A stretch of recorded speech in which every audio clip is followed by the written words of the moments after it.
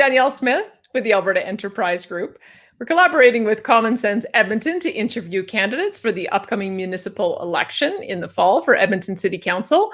And joining me now is the incumbent for Ward 3, Jon Dziadyk. Jon, thanks so much for being with me today. Thank you, Danielle. I really appreciate being here and being able to have a long format conversation. Yeah, so do I. Now, to begin with, your ward is going to change names after the next election. So tell us the name of your new ward. The new ward is going to be named Tastawiyiniwak, and it is mostly Ward 3 that I represent now and a little bit of Ward 7. What does the name mean? Do you know any of the history of it? It's we wanted geographic names to describe the ward boundaries, and then we, in the spirit of inclusion, we decided that an Indigenous name would be appropriate, and this term refers to the in-between people. So the Indigenous committee that we struck came back with a recommendation that we go forward with this, and we were pleased to take on the recommendation. All right, let's talk then about some of the issues that you're running on. First of all, tell us about what you've accomplished in the last 4 years. You've been on council for one term. Give us some of the highlights. Yeah, well, it's been a really quick 3.5 years so far, and as your listeners may know, I beat the incumbent, so that is possible. So for other people running against incumbents, there's that light on the horizon. I very much came in as an outsider to this council, and I've had some frustrations with not being able to convince the others in all cases that we need to restrain some of our spending and to focus on the core services. But I have been able to get a lot of small and medium-sized projects completed in my ward, from fixing up Beaumaris Lake to patching more roads and getting more sidewalks paved or poured, I should say. I want to do a lot more than just patching potholes. We need to do a lot more in our core services. Snow removal has been improved a little bit. There's some roads that need widening, but it's always a conversation with the whole council that perhaps we're spending too much money downtown. Perhaps we're spending too much money on nice to have projects and maybe not enough in core services. So I do know it's going to be an austerity term coming up, and I welcome that. Well, we got to our 0% tax increase finally. I've been pushing for that since I've been elected. We are going to enter into a post-COVID term on council where whoever's elected is going to realize that we got to get back to core services, and we can't promise the world.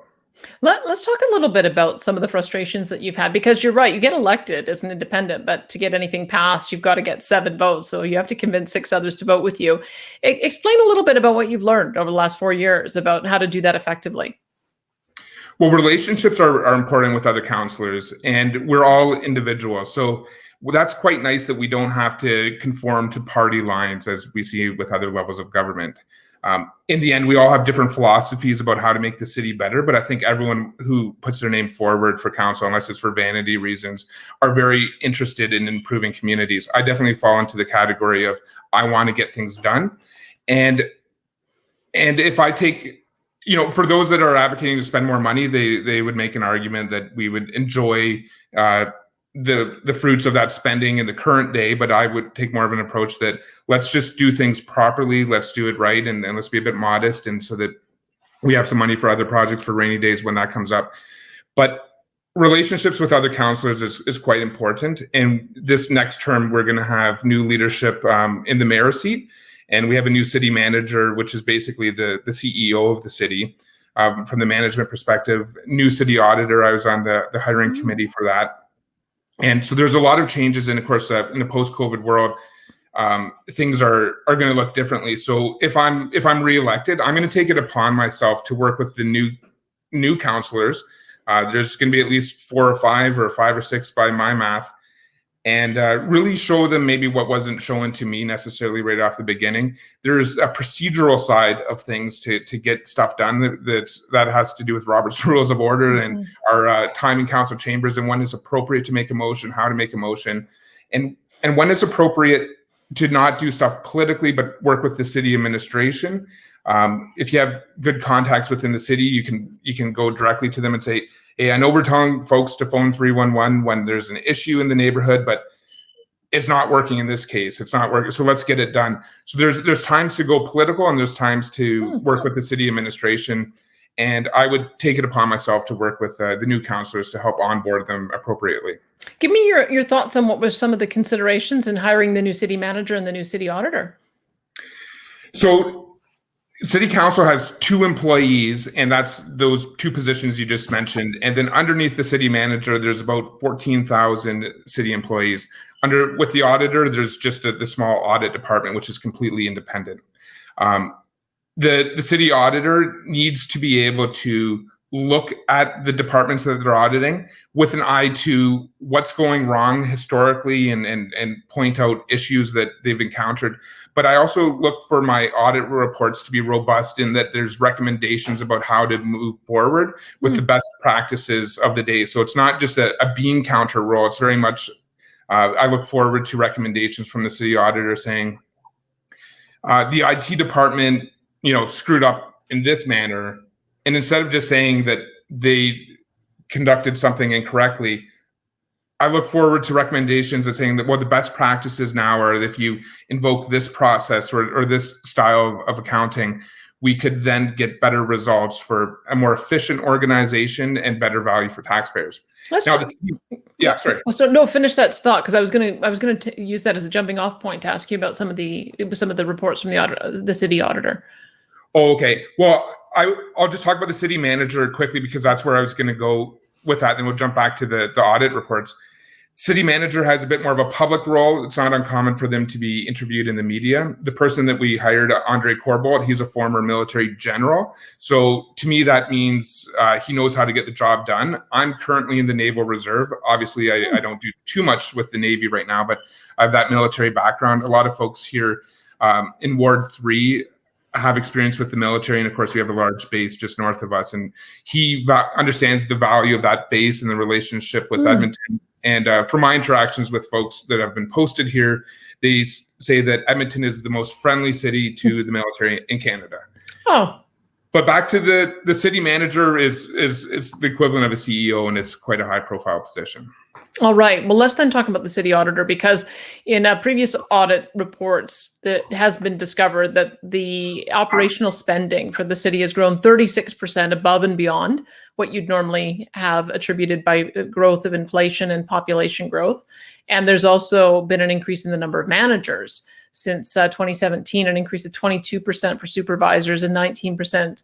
22% for middle management and 19% for supervisors. So give me your perspective on this, because as a council member, what can you do about that? You're armed with the information you get from your city auditor. So now what?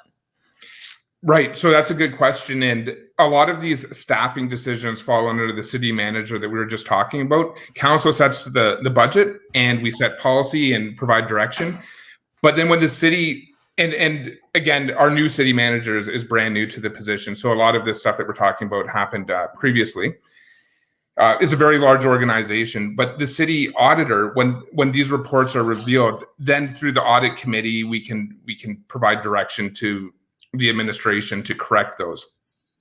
We can also apply political pressure and raise awareness. And I deemed it appropriate after some of these reports to raise the alarm on my social media. I have my Facebook page and a few other platforms where I said, what do you think about the rise in middle management? I think it's unacceptable. I didn't fully appreciate how much we were growing in the middle when we should be maybe growing at the front lines of service, if we're growing at all. And I inform my constituents that way, and then of course it gets some traction, and then there's more pressure on the city through informal channels to help control some of that behavior. So that's one way, is just me speaking out about it. Yeah. Let's talk about the front line, though, because that's another area. It's a huge ticket item, because as you'd mentioned, 14,000 employees, and many ways that the union contracts are negotiated, they're multi-year. And you also have people who are able to move up the pay grid as they get more seniority. So how can you control labor costs in that kind of environment? Is there anything a council member can do? There's several things we can do. And of course, we ratify the collective agreements.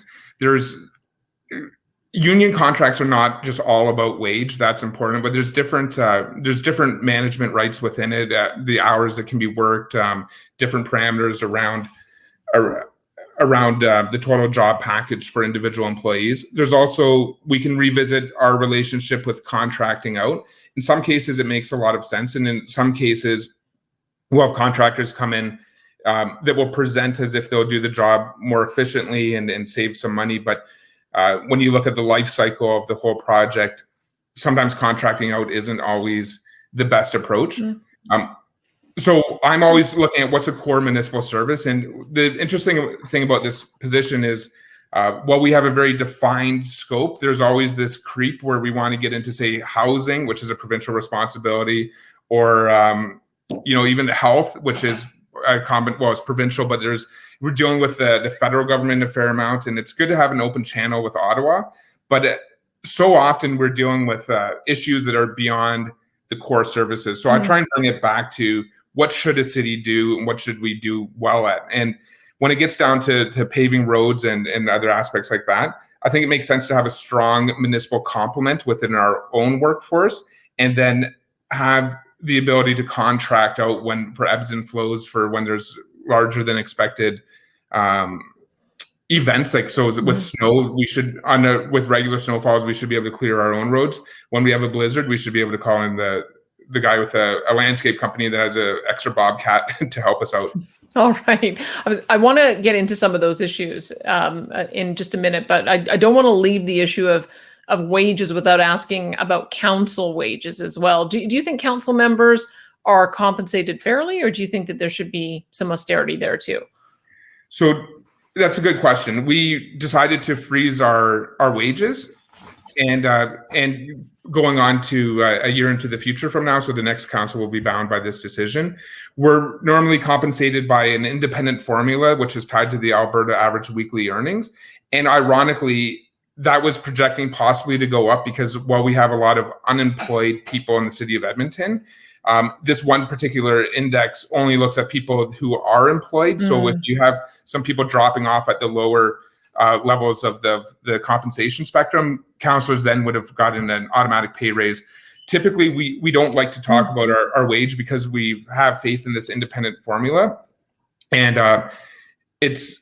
there's always pressure to reduce it or to raise it. But I got elected under a certain formula, but we decided to intervene to freeze it, so it's not going up any further, because it's not wise for people to set their own wages typically.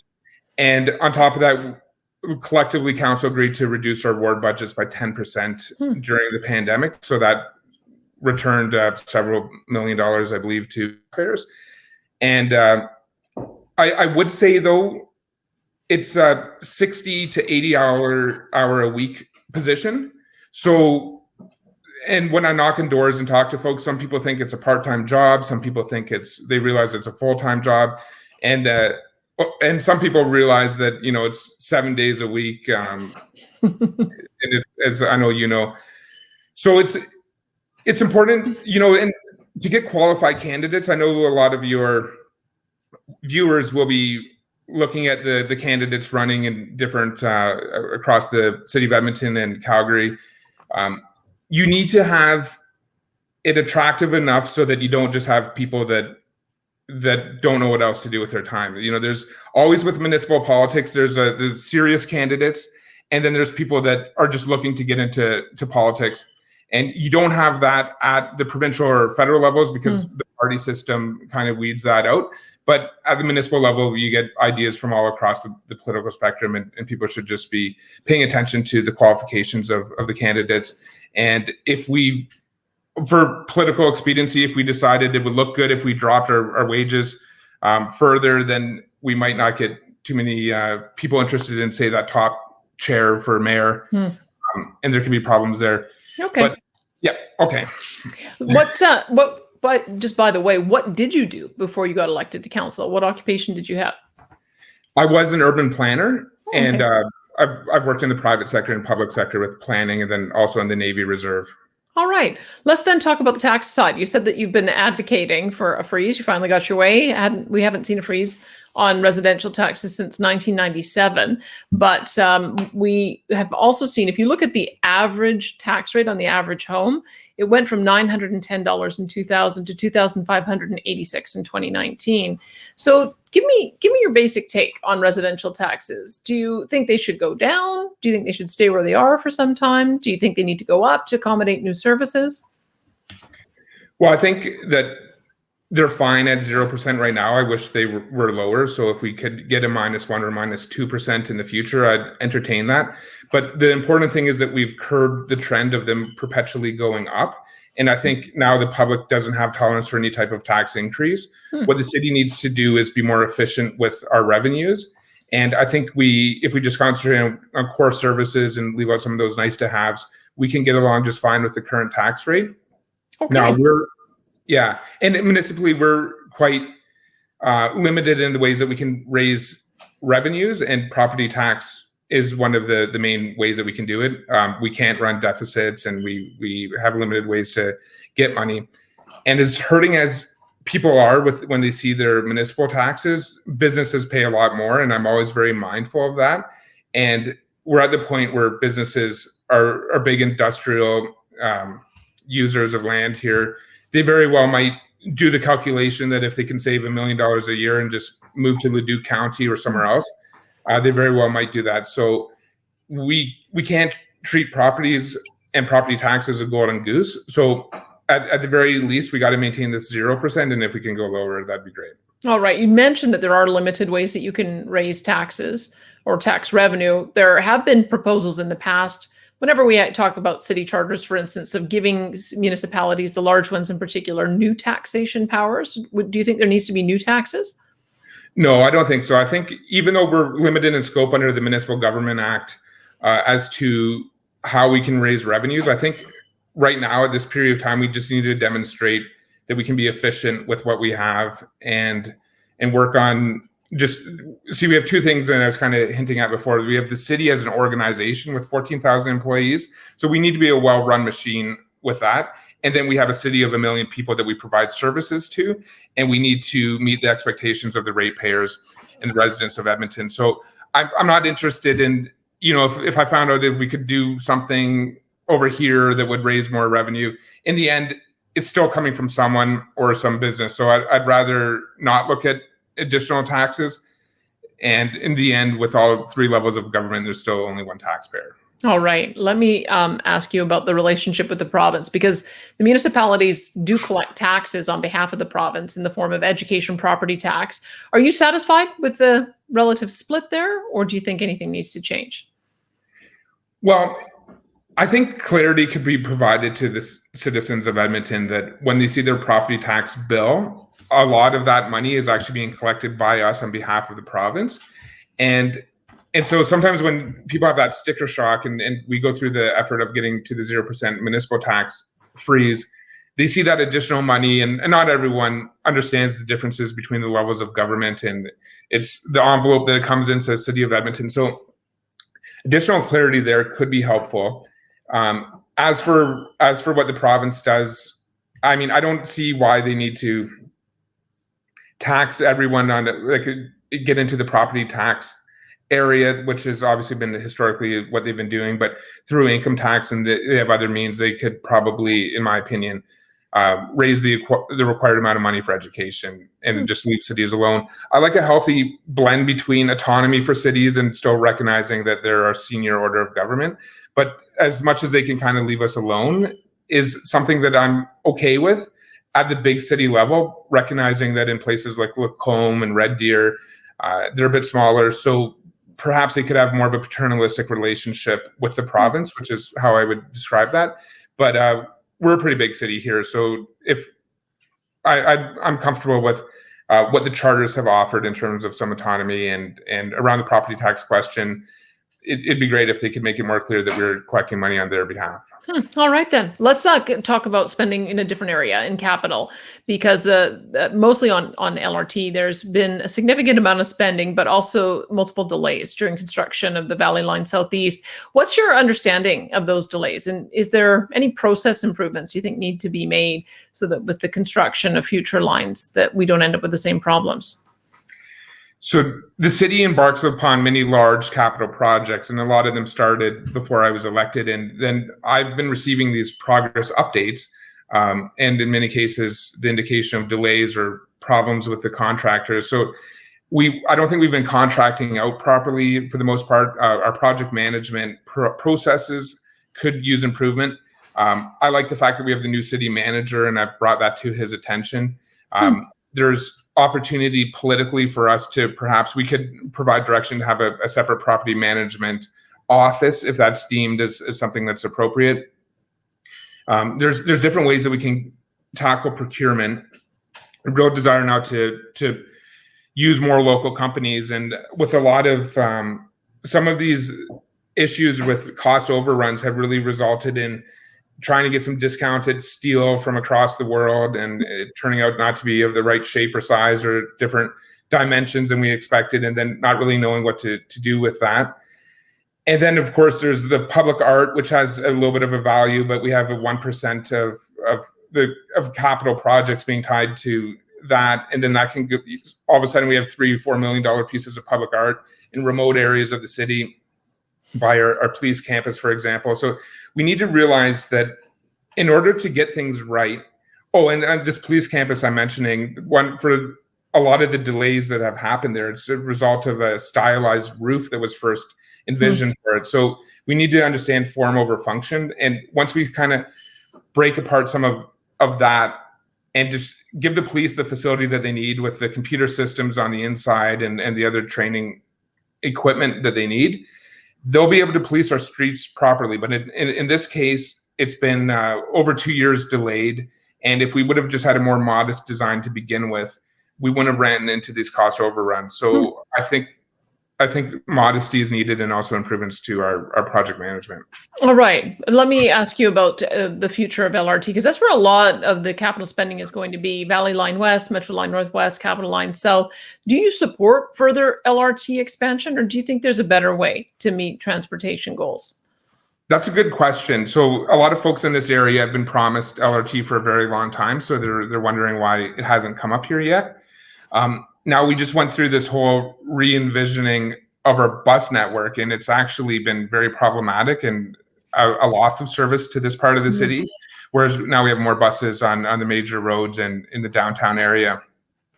Public transit is one of these core municipal responsibilities, and I think we really need to get our busing done right first, and I would like to see more resources going into better busing. And I'm talking about traditional buses, but then we could have bus rapid transit, which goes into your LRT discussion. As long as folks can get to where they're going and get there quickly, perhaps bus rapid transit is the answer. And some of the benefits are it's way cheaper because the buses run on rubber tires on our roads versus just laying track for LRT. You have to dig out so far underneath the ground and relocate so many utilities. It's very expensive for fixed rail, and then it gums up intersections. And then on top of that, it's a permanent route. But with buses and bus transit, it could be tandem buses, so it looks like a train, but they have tires.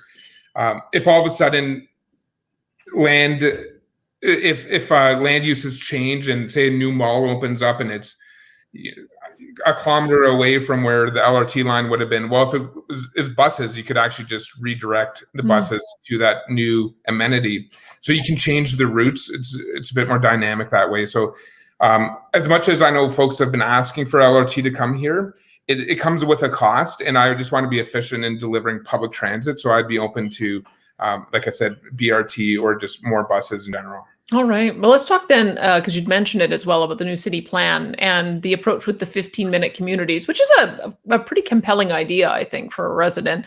Give me an idea in your communities. What are the amenities that are missing? Where do you think you would focus your priorities?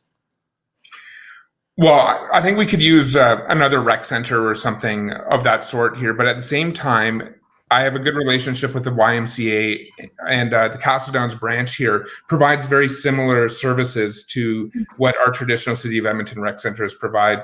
So I see an opportunity there for perhaps the city to partner with them, because they're established and they have a lot of inroads already into the community. But if that facility is deemed as needing a little bit more, I would like the city to maybe add on maybe to the aquatic center. So I see some opportunities there. We could use another public library or relocate the one that we're renting the space from in a little strip mall. I can see an opportunity for a larger library, maybe in conjunction with this YMCA. And there's an opportunity. I've connected with the appropriate ministers at the province because a high school completion center for the Catholic Board has been announced in this Castle Downs area. So I want to make sure that everyone's on the same page at the same time. So immediately I said, hey, while you're doing up that blueprint for the high school, maybe you don't need a library. Maybe you could partner with the City of Edmonton. And also with that rec center, the YMCA that I'm talking about, maybe you don't need a gym. Maybe you just need some dedicated hours in the afternoon. So I'm looking into all that, and that could actually save the city and other levels of government hundreds of millions of dollars. So, yeah. All right. Let me ask about that, because you've got some ideas about development. Of course, the city's become a developer with the old city center airport lands in Blatchford. Yeah. So tell me what you think about that. Should the city continue on the way they are with that, or is there a different way to approach it?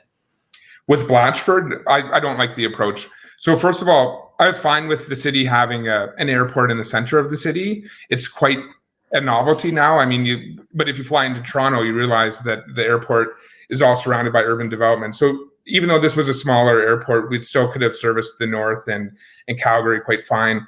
But that decision was made before I was put on council. And then, so we have all this land that we have to deal with. Very expensive reclamation procedures for all the soil from all the aviation fuel. So just spending millions and millions of dollars there.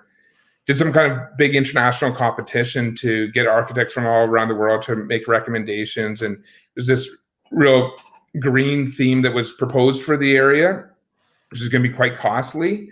And the city's taken a bit of an approach that the private sector wouldn't be experimenting with these types of technologies outright.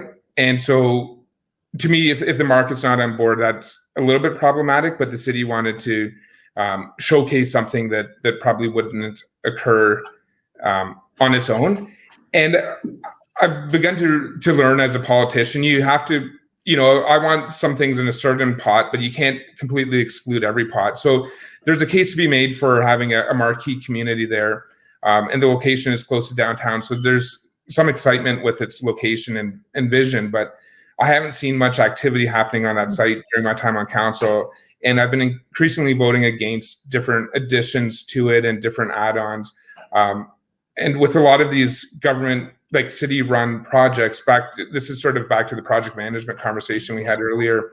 And since my time, I come on board and it's already in full swing for planning. And then I'm aware of the costs associated with further development of it. And then I see that ballooning out, or always a one-off ask, we just need this, $15 million for this geothermal thing. And it's above and beyond what we thought before, but don't worry, it will pay itself back. And then 6 months later or a year later, there's more and more. So I don't think land development should be the city's core responsibility. It's not one of our core competencies, clearly. And we have a lot of folks in the development industry that have built amazing things in the city, everything from West Edmonton Mall to suburbs that are actually more dense than areas in the inner core. So when we talk about the desire for density because it's more efficient for municipal service delivery, the private sector is really delivering on a lot of environmental goals in the suburbs, and they're doing a good job downtown. We have a lot of high rises. So I just don't see the need for the city to be too involved with Blatchford. We own the land, but perhaps we should be carving it off and having really strict controls over how it could be developed, and then letting the private sector do that. And if we set those controls through zoning, there's no reasons why it would come out as anything different than what we asked for. So give me your sense then building up and densifying versus building out. How would you approach that balance? Yeah, and I'll tie in my answer with the discussion about the city plan as well, because we did just pass the city plan, but we did it during the pandemic, and I was very close to not supporting it because it was based on a lot of engagement with Edmontonians that has happened over the past 10 years, but prior to COVID. Now, COVID has changed everything, and I thought it was an opportunity where we could look at how we could build the city differently because all assumptions are changed. I'm in my house here, pretty close to the Anthony Henday Drive, and I've been working from home for a fair amount and also trying to get out to City Hall whenever I can, even though that's discouraged. But I'm actually glad to be in a place with a little bit more space, and I have parks around me, and I realize that is now the trend. So folks are wanting to move out to the suburbs because in the core, There's not adequate amenities such as parks. We're also having major homelessness issues and drugs and violence and filth, really, in many cases. And we have to be compassionate about how we respond to that. And that's another conversation we can get into. But the appeal of downtown is lessening. And to that extent, whenever a developer wants to build a high-rise or a condo or new office tower downtown, and we've had a few that have come forward during COVID, I'm thinking in my head, who's going to want to move in there? But if you're putting up $100 million of private capital to do that, obviously you've done some research, and if you want to invest in the downtown, that makes sense. If it makes sense to you, I likely will be in support of that. But the demand for suburban growth has really gone out there. So what I would like to see is a combination of building up and also building out. Housing choices are what's important, and depending on where you are in your life, if you're young and single, perhaps you want to be in a certain area of the city. And if you're starting out a family, you might want to be in a different part of the city. And if you're a senior, maybe you want to go to a seniors facility, or maybe you want a smaller house with a smaller yard. So we need a lot of choice. And I don't think that city policy, and don't forget my background is of an urban planner, and a lot of planners just want to push the bike lanes on you downtown and say that that's what you need to do. I'm very much want to work with market conditions to provide the type of city that people actually want, because people speak with their dollars. And if there's a lot of desire for suburban growth, we shouldn't shy away from that, but we should make sure that growth pays for itself through getting money from the developers to support the road widenings and the new fire departments and all that's required. Okay, I don't want to leave the issue of homelessness without giving you a chance to comment on that, because there has been a 10-year plan to end homelessness. How do you feel it's doing? Yeah, it's not doing very well. Now, I want to be kind of careful with how I answer this. That was the mayor's plan, and I think he had the best of intentions. That 10 years has now expired. Since my time on council, I've seen the homelessness issue come front and center, because it's really right there in our faces. And it's too bad maybe we didn't provide as much attention to the issue previously. But during COVID, we see that there's a lot of people experiencing this. There's a lot of people I know or that I represent are probably 2 or 3 paychecks away from possibly being homeless themselves. We've taken different approaches where, I don't know. It's a difficult situation.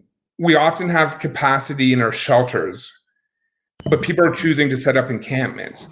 And then when encampments are set up, they don't have the proper sanitation, and there's other issues around that, which makes people less likely to want to go downtown. Mm-hmm. And when that happens, then the issue can kind of get worse.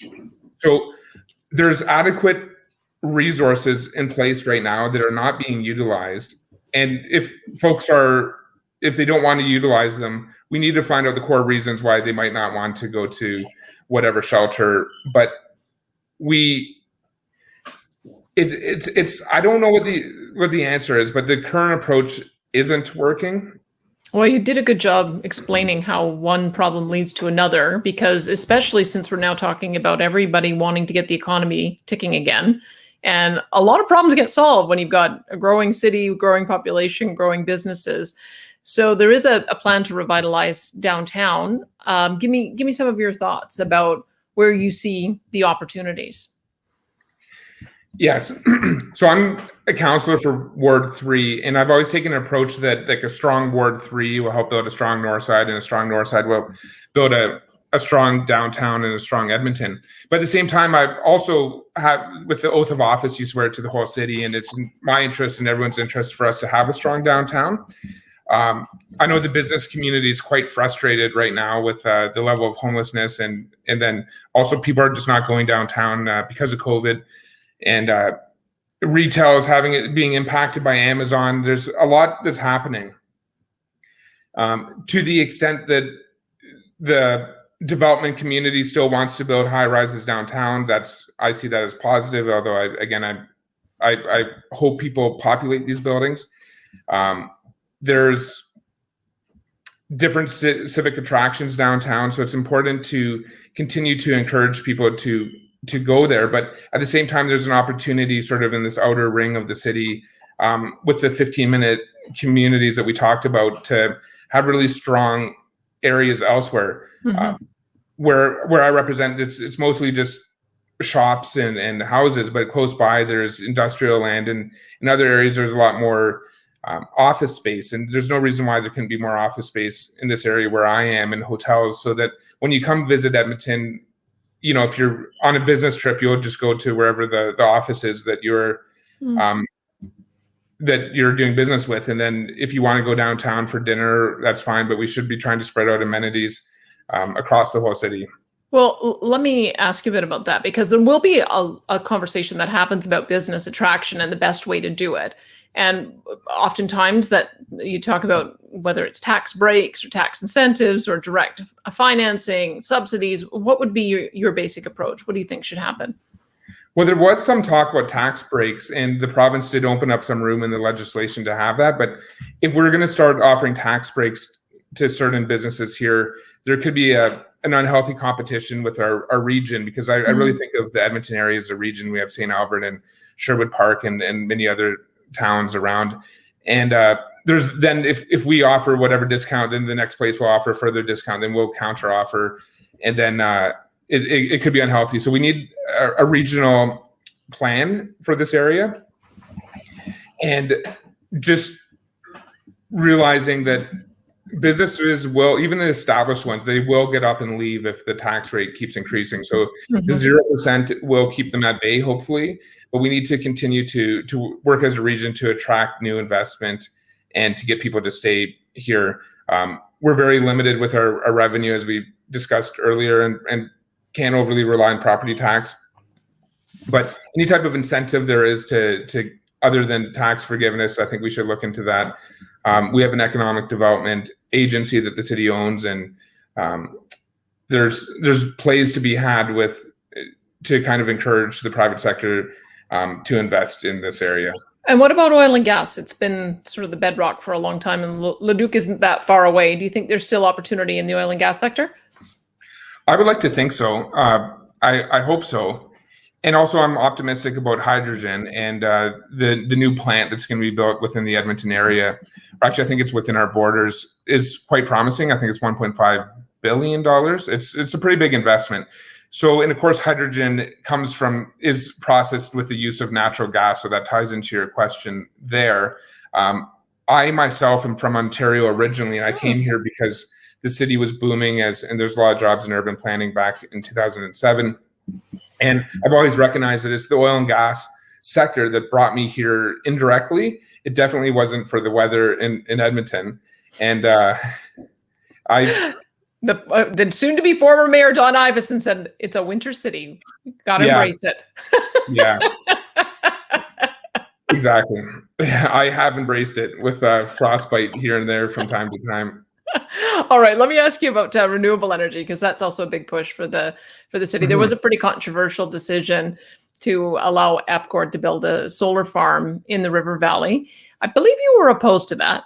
Yeah. Yes, but it was a split decision, 7-6. So when you look back on that decision, do you think that you voted the right way? And what do you think needs to happen going forward? Oh, I know I voted the right way. So the issue is they're going to rip up a bunch of trees in our pristine river valley to put in a solar farm. So it seems counterproductive. I'm supportive of the idea of some solar panels being installed when a company wants to do that. EPCOR, we own it as the city, but we were in our role as land use regulator there through zoning with that decision. What I said is, why don't they just put the solar panels on the roof of their water treatment plant? Because it was the solar panels were only going to generate power for the water treatment plant. Was a pretty large building, so they could have started with that. Generally, I'm against development in the River Valley because it's something that we have that's quite precious, and it's been protected for decades and decades for the most part. Of course, there's amenities and such within the River Valley. Those are more concentrated in the downtown area, and this water treatment plant was a little bit further out there, and I just didn't see the need for an industrial project to literally to cut down trees for an industrial project. All right. Now, renewable energy, that's back to what I was saying, part of my constituency wants to see that. So we've done like the green bins for garbage. We're into the processing the organics much more efficiently now. The city itself has some electric buses. I'm sure we'll be looking into some hydrogen buses. There's a lot that can be done on the environmental file, and it's really important to a lot of folks. And when I see a business case that it's not only helping to mitigate our emissions, but also going to return some investment to the city through efficiencies, I'm pleased to see that. All right. Let's. There's a number of issues that came up in the last year. So just in our final minutes here, let me raise a few of them with you. First of all, there was an active movement calling itself Defund the Police. What does that mean to you? It means lack of confidence in the police. It means that the people behind this, which these are not my words, this is what I hear. A sizable portion of the Twitter crowd in Edmonton seem to think that there's problems in the Edmonton police. But I think that they're confusing some American style policing with what's happening here. So I recognize that all government organizations can be modernized, and policing is no exception.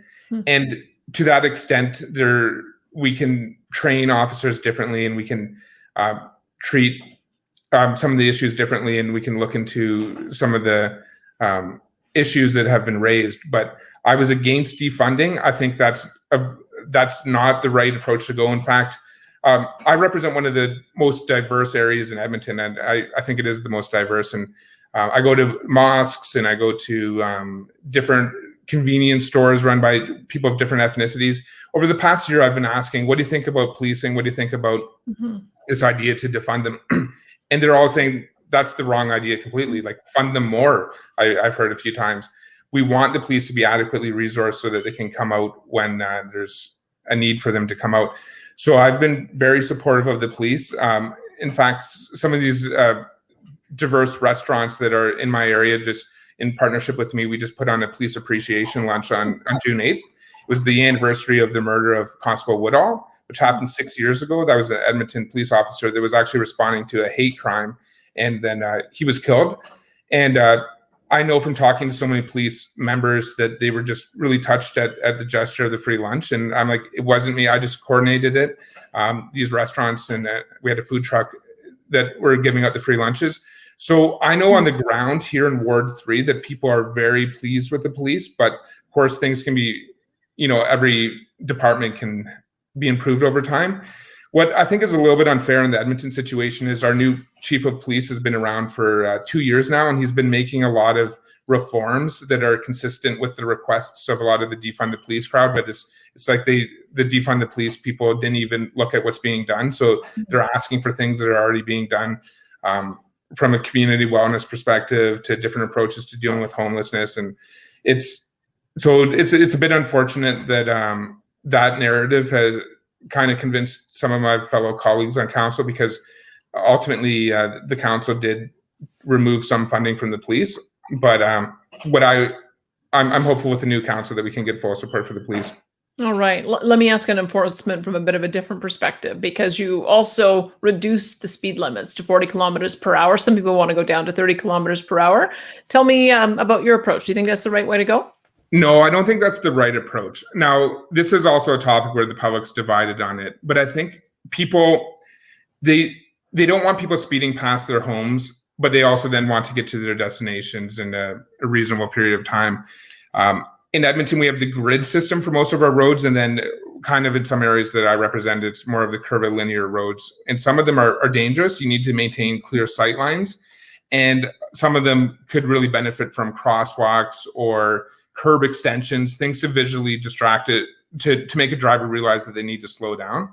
So instead of a blanket approach, I'm never really for a blanket approach. This is saying all local roads will go from 50 to 40.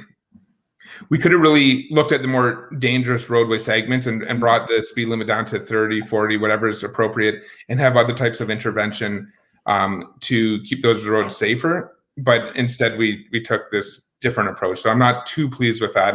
But those changes will be rolling out this summer in Edmonton, and I guess it will be what it will be. All right. Let me tell you, I'm looking at a picture of the new downtown library, the think tank. So do you love it or do you hate it? Well, I really like our library as a service, and I think they do a lot of great work. that's definitely an example, though, where we probably spent too much money on it, and that decision was made before I was elected. It doesn't need to be so elaborate, and this is a case where the desire to make it all artistic and modern and exciting, I think, backfired a little bit because it's received some public ridicule for the way it looks. And but when I do think a library is more of an appropriate candidate for a little bit of experimentation with the architecture. Definitely a police campus that's north of the Anthony Henday Drive is not. So it's a balance, but it is what it is. All right. Let me talk to you just in our last couple of questions about how you see your role as an elected member, because there are some municipalities that are considering having referenda or holding them. And we know we're going to have a provincial question on equalization. So generally speaking, do you think that there are matters that should be put to a direct vote of the people, or do you think that all matters should be decided by you as an elected council member? Well, I'm of two minds on this. The first one is that the general election is quite important. And so we have one coming up right away. So people should be aware of the position that all candidates have on diversity of issues, their ability to think on the spot, their ability to problem solve, their ability to relay the community's desire through a political filter in council chambers to get motions passed and get the city administration on board with that, or go through back channels as appropriate. So it's very, general elections are very important. Now for referenda, I think there's opportunity in there if something comes up where it was unexpected. So, we don't need if we're going to be building some kind of like toll road or some type of new facility that's completely outside of our mandate, or changing the taxing structure, then that should go directly to the people. And there's an opportunity when people are already going to the polls, there's an opportunity for them to vote. I've floated the idea before that when there's a provincial election and it's in between a council term, perhaps the city could put forward a question on that ballot. Mm-hmm. People are already going to go out and vote. So there could be an opportunity to sort of check in with folks.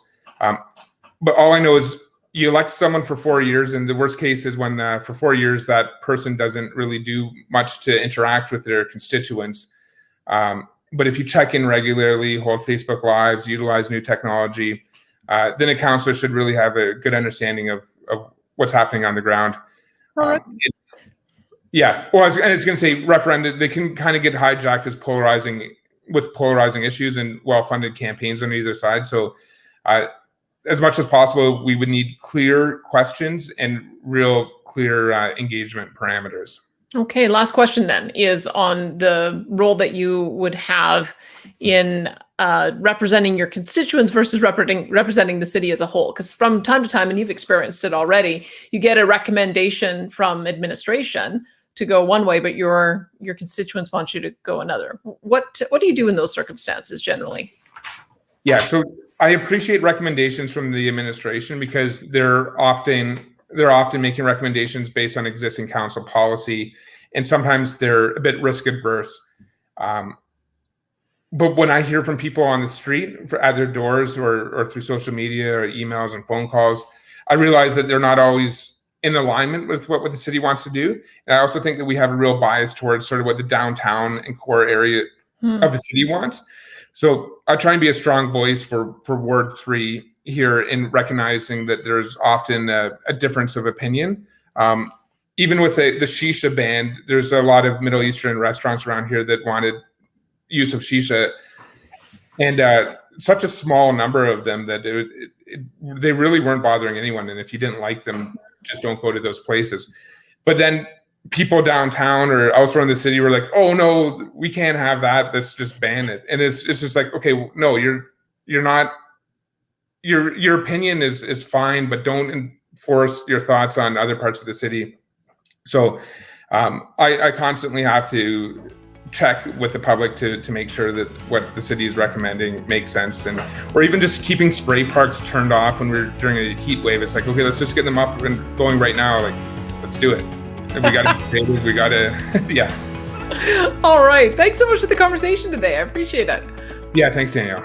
That is Jon Dziadyk. He is your candidate for Ward 3, Tastawiyiniwak.